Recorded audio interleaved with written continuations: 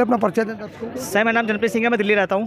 तो क्या देख रहे हो आंदोलन में लगातार मैं देख रहा हूँ पहले दिन से आप यहीं पर हैं। हाँ सर, मैं पिछले 16 दिन से यहाँ पे ही हूँ। मैं 3 दिन यहाँ पर रुका भी था, तो मैं पूरे मन से यहाँ पे लगा हुआ हूँ। जब तक इंसाफ ही मिल जाता है लड़कियों को, मैं यहीं रहूँगा और मैं आता जाता रहूँगा जब तक इंदौर खत्म नहीं होता। क्या लगता है आपको? वो कह रहे हैं राजपूत समाज के काफ़ी लोग समर्थन में आ गए हैं संसद जी के। ऐसा कुछ नहीं है, ऐसे अफवाहें फैलाई जा रही हैं कि उनके साथ में आ गए हैं। आप रियलिटी देखोगे तो कोई भी इनके पक्ष में नहीं आया। वो सब झूठ फैला रहे हैं, वो डरा रहे हैं लोगों को ताकि लोग दहशत में आए और ये दोनों खत्म हो जाए। पर हम जब तक उनको जेल नहीं होगी और ऊपर से रिफंड नहीं देंगे, हम तब यहाँ से नहीं जाएंगे, हम यहीं बैठे रहेंगे। प्रधानमंत्री जी मूवी देखने पर जोर दे रहे हैं। भाई उनको आता है क्या, जुमले फेंकेंगे या मूवी देखेंगे? उन्होंने नाटक किया क्या है? 15 करोड़ 15 लाख से कुछ बोलते हैं, जुमले फेंकते हैं। वो तो ये भी बोलते हैं बेटी बचाओ बेटी पढ़ाओ, बेटी बचाओ बेटी पढ़ाओ। तब उनकी बेटी बैठी है तो क्यों नहीं आ रहे हैं? वहाँ पे कर्नाटक में रैलियाँ कर रहे हैं, ये गलत है ना। अगर तुमने कुछ वादा किया बेटी बचाओ बेटी पढ़ाओ, तो तुम्हारी जब वो विनी फोगाट लेके आती है वार्ड, तो उसको मेरी बेटी है मेरी बेटी है। आज भाई मोदी तेरी ही बेटी है, बैठे क्यों नहीं आ रहा? वहाँ कर्नाटक में चुनाव में लगा हुआ है, ये गलत है ना। इससे आप क्या देख रहे हो? जुमले फेंक रहा है वो सीधा सीधा, तो गलत है ये।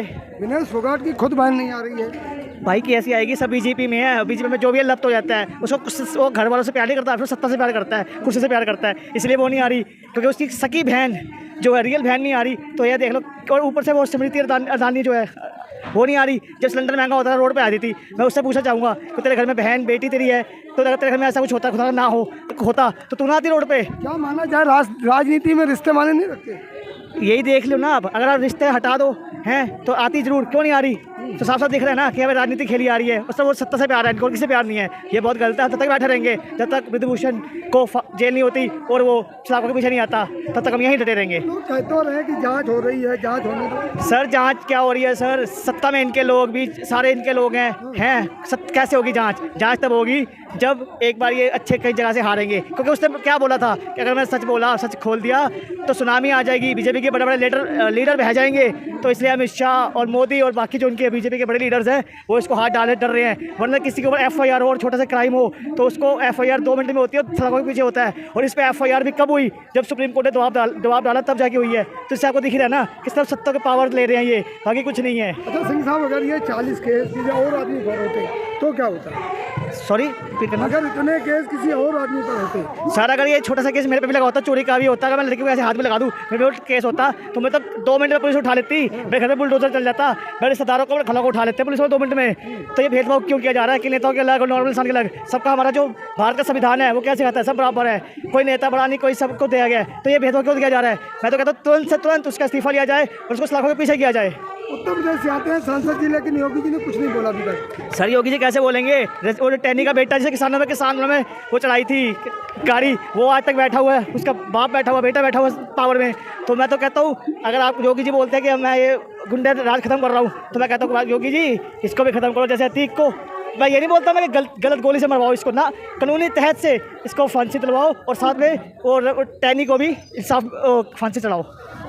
अच्छा, और मैं यही बोलना चाहूँगा जांच हो रही है, कानून पर तो विश्वास करो। सर कानून क्या सर, जांच क्या कर रहे हैं सर? सारे तो इनके लोग बैठे हुए हैं, ये जजों को डरा देते हैं कि अगर आप बोलोगे तो आपके घरों को मरवा देंगे, आपको उठवा देंगे। तो कैसे बोलेंगे? लोग डरे हुए हैं सर इनसे, क्योंकि गुंडा पार्टी है, बीजेपी की है, भारत चलाओ पार्टी। लोग डर रहे हैं इनसे कि कुछ बोलेंगे तो मरवा देंगे, कुछ कर देंगे तो घरों को उठवा देंगे, कुछ बहन बेटी को गलत करवा देंगे। तो लोग डरे हुए हैं, लोगों के डर में बह है, पर दिल से कोई इनको प्यार नहीं करता, बस लोग डर से लोग चुप हैं। वरना अगर रोड पर जाके बैलेट पेपर इलेक्शन करवा लें तो योगी जी भी मंदिर में दिखेंगे और ये जो आपके मोदी जी गुजरात में दिखेंगे और ये ये अमित शाह ये भी गुजरात में दिखेगा। करनी सेना वाले कह रहे हैं बुलडोजर लेके आएंगे। सर वो तो कुछ भी बोलते हैं कि हम लेकर आ जाएंगे बुलडोजर, तो मैं तो बुलडोजर लेके आना है तो टैनी के घर में चलाओ ना बुलडोजर, इसके घर में चलाओ ना, ब्रिजभूषण घर में चलाओ बुलडोजर। क्यों बेचारे गरीब लोगों के घर में चलाते हो? और जो बुलडोजर की सुविधा कहाँ दे दी गई है? इंडियन कॉन्स्टिट्यूशन में तो कहीं लिखा हुआ, भारत संविधान में कहीं लिखा हुआ कि सीधा तो बुलडोजर चला दो, एक प्रक्रिया होती है उसकी, ये तो फॉलो नहीं करते। गुंडा राज है भैया, हर जगह देखो जो तो बीजेपी ज्यादा लीडर है, तो ये बहुत ही गलत है। एक बार अमित शाह जी ने कहा था कि दूरबीन से भी नहीं दिखाई दे रहे,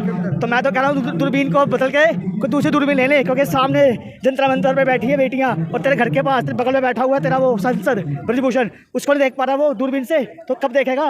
वो चेंज करे अपनी और इससे फटाफट इससे इंसाफ लवाए बेटियों को, उसको जेल में फेंके। क्या लगता है आंदोलन कितना लंबा चलेगा? सर ये तो जब तक इंसाफ नहीं मिलता हम बैठे हैं। ये तो किसान आंदोलन में हम 13 महीने बैठे थे और वही मोदी जो कहता था मैं झुकता नहीं, जो कहते थे वही हमने माफ़ी मांगी और झुका और काले कानून वापस हुए। ऐसे ही ये लड़कों को इंसाफ भी मिलेगा, ब्रजभूषण जेल के पीछे भी जाएगा, इस्तीफा भी देगा, तब तक हम नहीं जाएंगे जब तक उसे कुछ नहीं होता। लोग ये भी कह रहे हैं कुछ लोगों का काम होता है जहाँ भी आंदोलन वहीं पहुँच जाते हैं, आंदोलन जीती है। अरे सर इन्होंने हमें जब किसान उन्होंने खालिस्तानी, पाकिस्तानी, माओवादी सब कुछ बोला था, इनको तो बोलना ही है, तो हमें ऐसे इनकी परवाह नहीं करते। हमने जैसे किसान आंदोलन में जीत के गए थे वैसे यहाँ से जीत कर जाएंगे और ब्रजभूषण को जेल के अंदर फेंक के और इस्तीफा लेकर ही जाएंगे। इससे क्या लगता है इंसाफ की कितनी उम्मीद है? सर बहुत उम्मीद है, हमें सुप्रीम कोर्ट पे पूरा विश्वास है कि वो हमें अन्याय देगा। हमें सुप्रीम कोर्ट पे ही विश्वास है, हमें बीजेपी के लीडरों से इंसाफ नहीं है, क्योंकि ये तो झूठी पार्टी है, झूठ फेंकेंगे, जुमला फेंकेंगे, मुकर देंगे।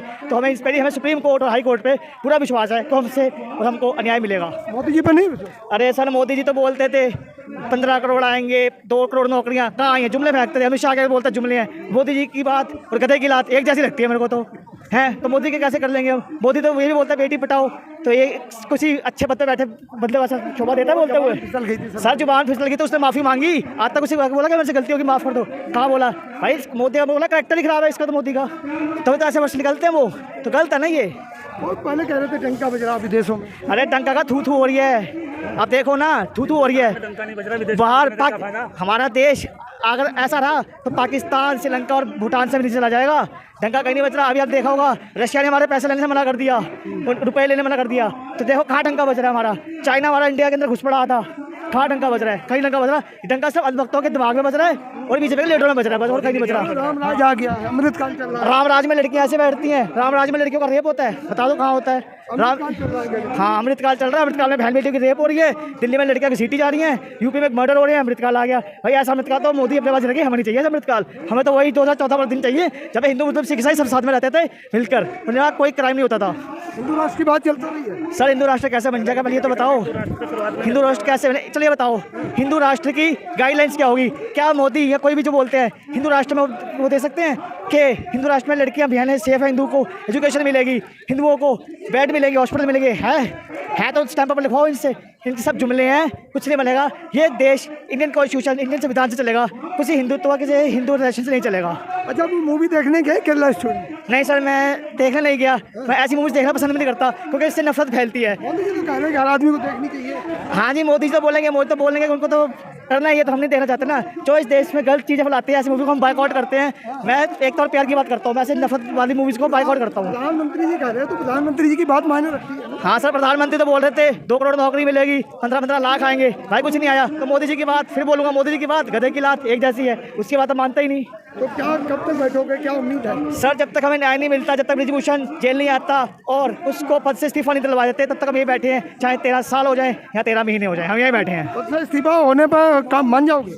और क्या इस्तीफा चाहिए? और उसके जो परिवार के जो बाकी सारे सदस्य वो भी तो ऊंचे पौधों पे हैं, सब इस्तीफा दें, सबसे लेंगे इस्तीफा तभी होगा। नहीं तो ये तो फिर बदला लेंगे इनसे, तो हम ये नहीं चाहते। सबके सबको हमको इस्तीफा दिलवाना है, सबको जेल में भिजवाना है। एक है पूरे परिवार से इस्तीफा मांगे तो सर पूरा परिवार तो उनका खेल उसमें घुसा हुआ है, तो सबसे मांगेंगे, ब्लड तो सब में सेम ही है, तो सबसे मांगा जाएगा। तो हम सबसे इस्तीफा मांगते हैं, सबसे लेंगे हम इस्तीफा तभी जाएंगे यहाँ से। तो क्या संदेश देना चाहोगे? मैं यही संदेश देना चाहूँगा कि मोदी जी जल्दी से जल्दी इंसाफ दे लो।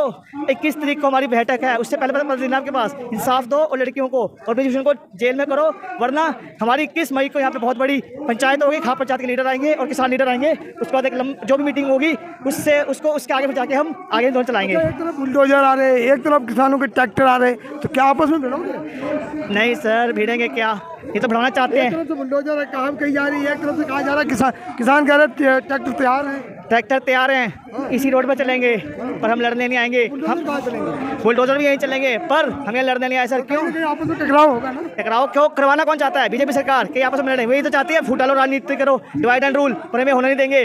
वो भी हमारे भाई हैं, हम भी भाई हैं, हम सब मिलकर रहेंगे, ये फूटा लो राजनीति नहीं होने देंगे इस देश में। मतलब अगर बुलडोजर आए तो ट्रैक्टर पीछे कर लोगे? सर पीछे कर लेंगे नहीं, हम आगे चलते रहेंगे जब तक हमें न्याय नहीं मिलता। यहाँ तक बैठेंगे? हाँ जी सर। तो ये देखा साथियों, जंतर मंतर पर लगातार आवाज़ उठ रही है और कहा जा रहा है कि जब तक न्याय नहीं मिलता, जब तक हम यहीं पर डटे रहेंगे, बैठे रहेंगे। ऐसे तमाम एक नहीं, दो नहीं, हज़ारों सैकड़ों लोग जो अपने घरों से आए, अलग अलग प्रांतों से, राज्यों से आकर यहाँ पर इंसाफ और न्याय की मांग कर रहे हैं।